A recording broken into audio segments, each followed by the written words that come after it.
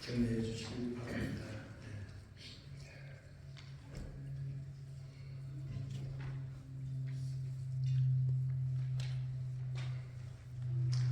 오늘의 설교 말씀은 주가 쓰시겠다면 하는 말씀으로 성경 말씀을 살펴보기를 원합니다.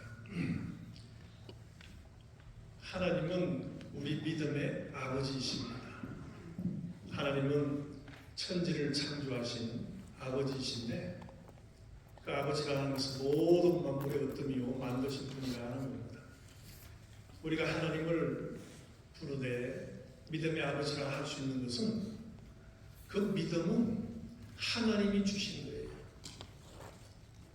우리는 오늘날 유대인과 달리 예수 그리스도를 믿는 사람들인데 이 믿음이 어디서 왔느냐 하는 겁니다. 하나님은 우리에게 믿음을 주시려고 그렇게 열심히 하셨어요. 믿음. 여러분 오늘 여러분이 가진 저와 여러분이 가진 믿음이 무엇입니까? 예수 그리스도를 믿는 믿음인데 이 믿음은 세상이 준 것이 아니고 어느 신학자나 철학자나 지혜자가 준 것이 아니고 하나님이 주신 거라는 겁니다. 예수가 우리의 구세주요 우리의 하나님이라는 게 믿어지는 게 신기하잖아요. 이런 지식이 어디서 왔습니까? 예수를 내가 나의 하나님이요 나의 구세주라고 믿는 믿음이 어디서 온 것입니까? 하나님이 주신 거예요.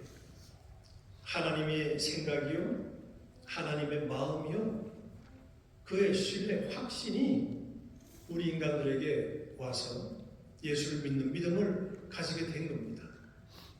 사람으로부터 온 게 아니고 하나님으로부터 왔다는 겁니다. 그러니 여러분이 가진 그 믿음이 얼마나 귀한지 모릅니다. 사람에게서 온 것이 아니에요. 하나님이 주신 거예요. 하나님으로부터 온 것입니다. 그는 태초에 말씀으로서 하나님과 함께 계시던 그가 육신으로 오셔서 그가 그 육신을 우리 인간들 위해 내어 주심으로 주와 그리스도가 되셨어요. 예수님이 육신으로 오셔서 그 천국 복음을 전하고 다니시다가 하루는 제자들에게 물으셨어요. 사람들이 나를 누구라 하느냐 하고 물으셨습니다.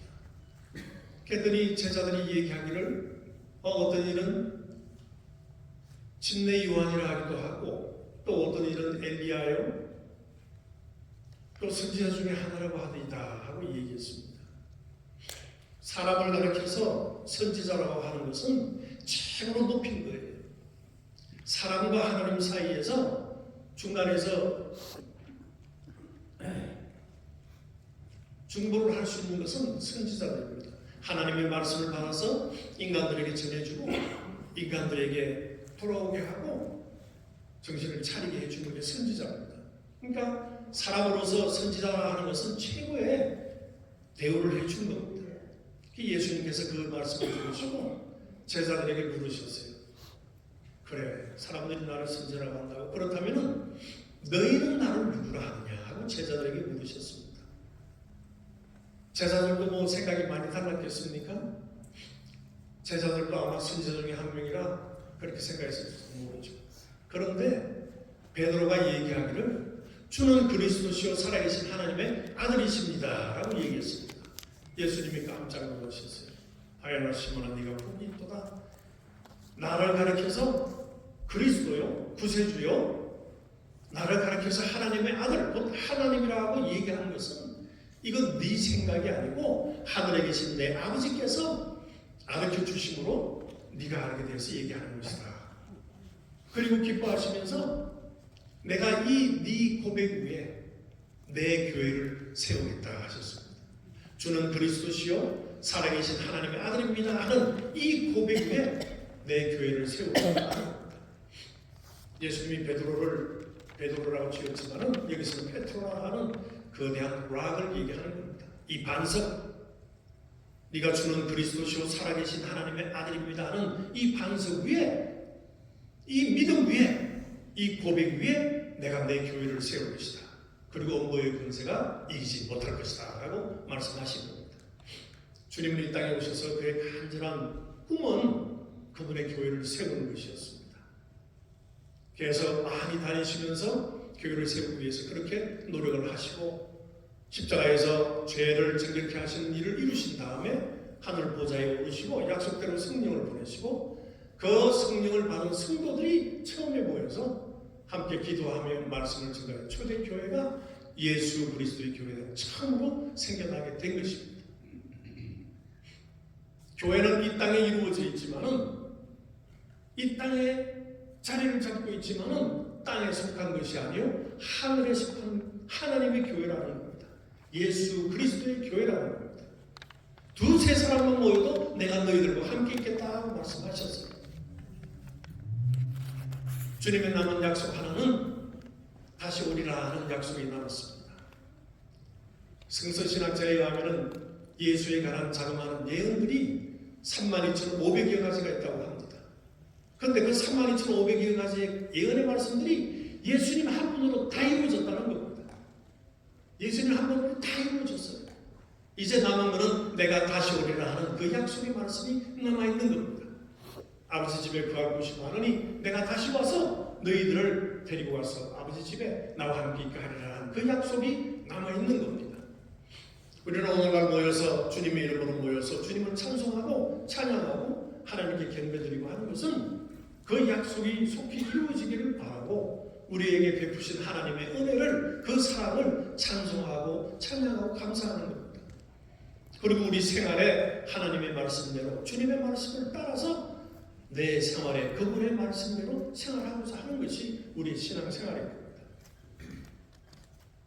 포도나무와 가지에 비유해서 너희들은 내 안에 머물러 있으라.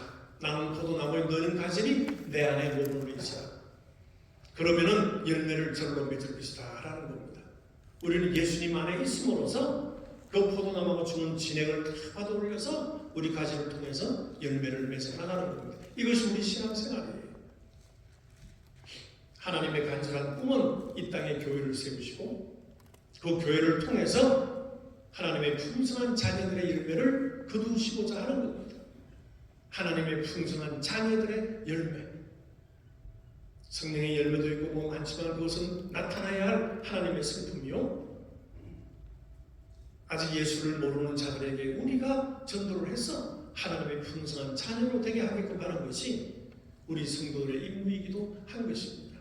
주님은 그런 자녀들을 보길 원하세요. 그리고 주님의 말씀대로 살아가길 원하는 겁니다. 히브리서에 보면은 하나님이 말씀하셨어요. 2장 11절에 말씀하기를 거룩하게 하시는 자와 거룩하게 함을 입은 자들이 다 하나에서 난지라. 그러므로 형제라 부르시기를 부끄러워하지 아니하신다 그랬습니다. 예수 그리스도를 믿는 믿음을 가진 자들은 예수께서 부끄러워하지 않는다는 겁니다. 그러니 우리를 향해서 주님이 부끄러워하지 않는다고 하시니 도대체 우리가 뭡니까? 모성투성이 흠투성이잖아요.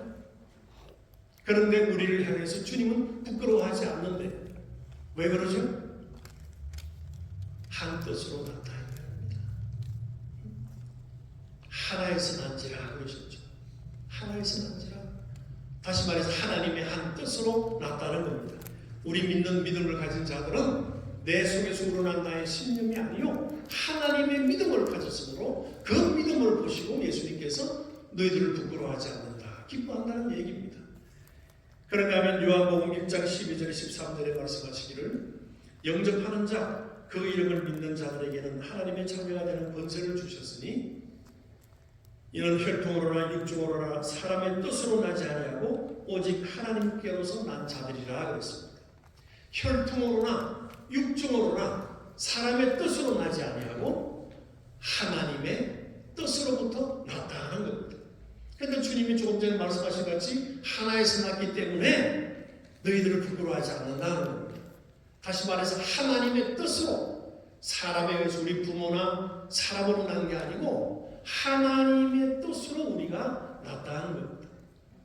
하나님의 뜻으로 우리가 믿는 자가 되었다는 겁니다. 그러니 여러분 예수 그리스도가 나의 주님이시다는 것을 갖는 믿음은 세상에 주신 믿음이 아니요, 세상에서 온 믿음이 아니요, 하나님이 주신 믿음이다 하는 겁니다. 여러분 스스로가 얼마나 귀한 존재인가를 아셔야 돼요.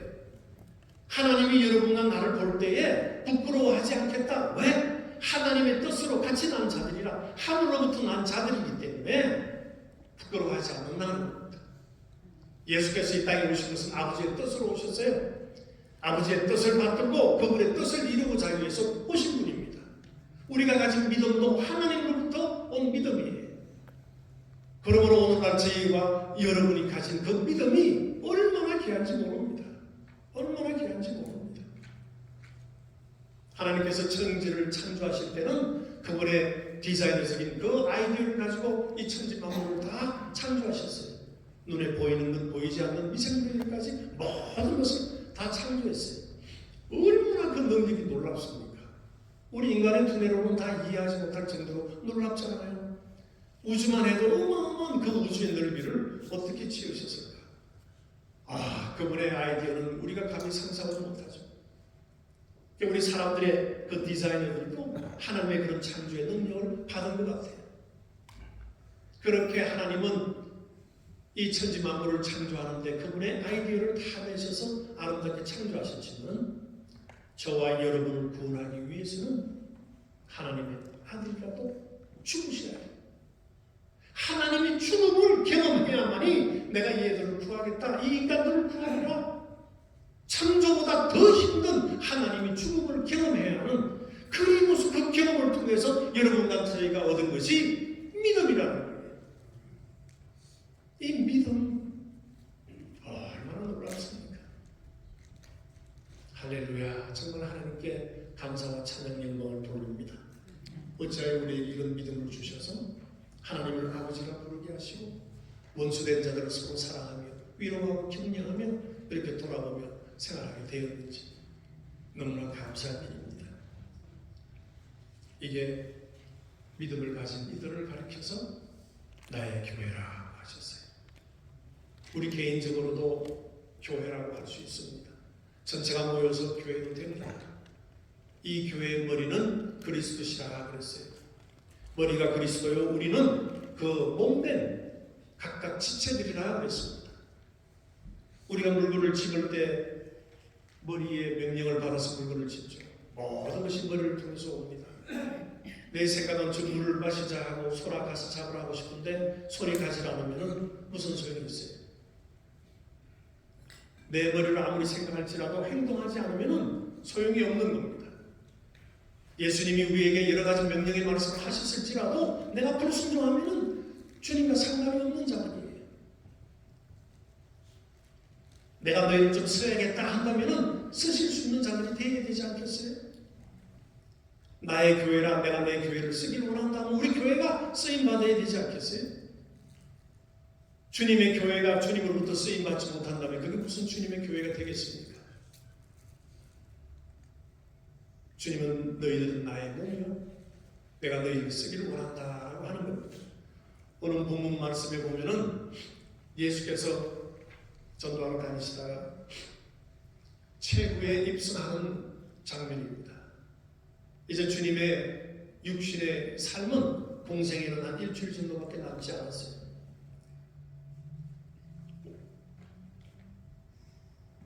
대제사장들과 서기관들에게 잡혀서 나는 죽을 것이다. 그리고 3일 후에 다시 살아날 것이다. 라고 말씀을 했지만 제자들은 불안에 떨었어요. 그 마지막 길 예루살렘에서 입성하실 장면이 오늘 이 본문의 말씀인 겁니다. 그 맞은편 마을에 가서 보면은 나귀 새끼가 매여 있을 것이다. 그것을 나에게 끌고 오라. 나귀 새끼를 끌고 오라. 주인이 뭐라 그러면은 주가 쓰시겠다고 하라. 그러면 풀어줄 것이다. 그래서 제자들이 가서 보니까 나귀가 매여 있는 걸 봤습니다. 어미도 있고 새끼도 있고 끌고 갔어요. 끌고 와서 제자들이 그 나귀 위에다가 옷을 벗어서 깔아주고 주님이 타셨습니다. 그리고서 오시는데 얼마나 놀라운 겁니까?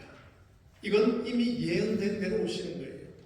예수님께서는 자기 마음대로 세상에 온 것이 아니라 예언을 통해서 온 겁니다. 그래서 내가 선지라고 얘기하기를 그 오전에 나와 있죠. 시온 딸에게 이르기를 내 왕 곧 내게 이만하니 그는 겸손하는 낙이 곧 멍에 매는 짐승의 낙이 새끼를 탔도다 하는 스가랴 선지자의 예언을 통해서 그것도 이루시기 위해서 낙이 새끼를 타고 예루살렘 성으로 입성하는 겁니다.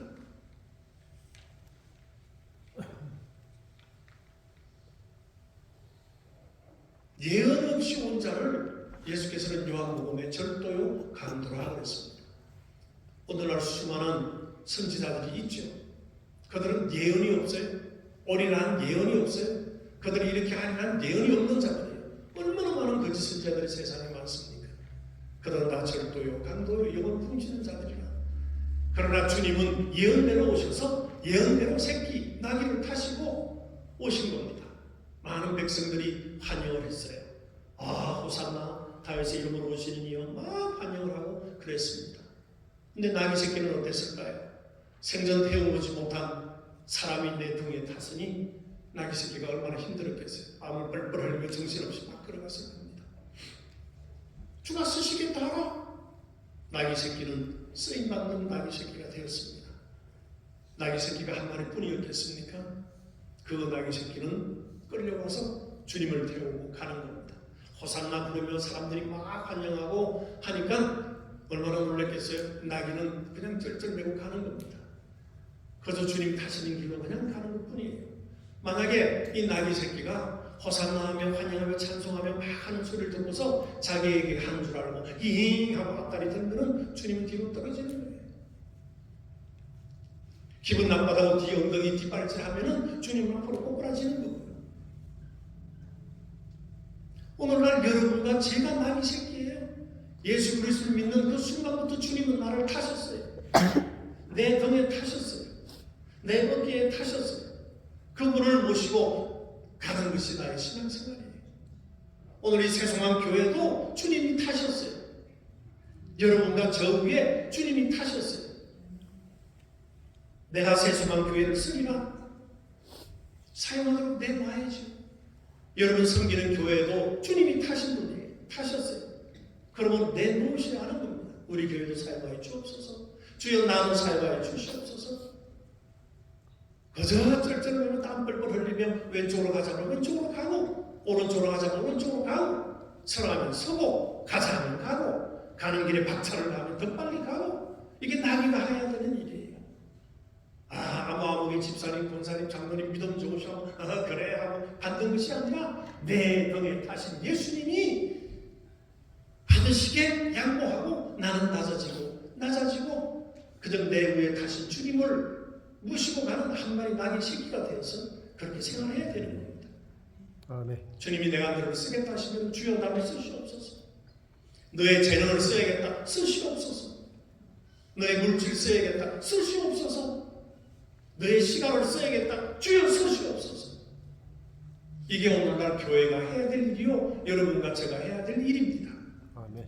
기분 나쁘다고 뒷발질하고 교회끼리 싸우고 하면은 주님은 앞으로 꼬꾸라지는 거예요. 믿음 좋고 뭐 좋다고 막 환영하는 소리 듣고 그래 내가 했지 하면은 주님은 뒤로 떨어지는 거예요. 우리 신앙생활은 살얼음을 붓듯이 조심조심 나귀 새끼처럼 땀을 뻘뻘 흘리면서 주님만 태우고 가는 게 우리 신앙생활이요 성도들의 합당한 일입니다. 아멘. 저는 여러분들이 그런 나귀 새끼와 같이 되셔서 주님을 태운 자로서 주님의 말씀에 순종하고 복종하면서 그렇게 여러분 인생을 주님께 드리고 주님과 함께하는 여러분 되시기를 예수 이름으로 축원합니다. 아멘. 기도하십시오. 아버지.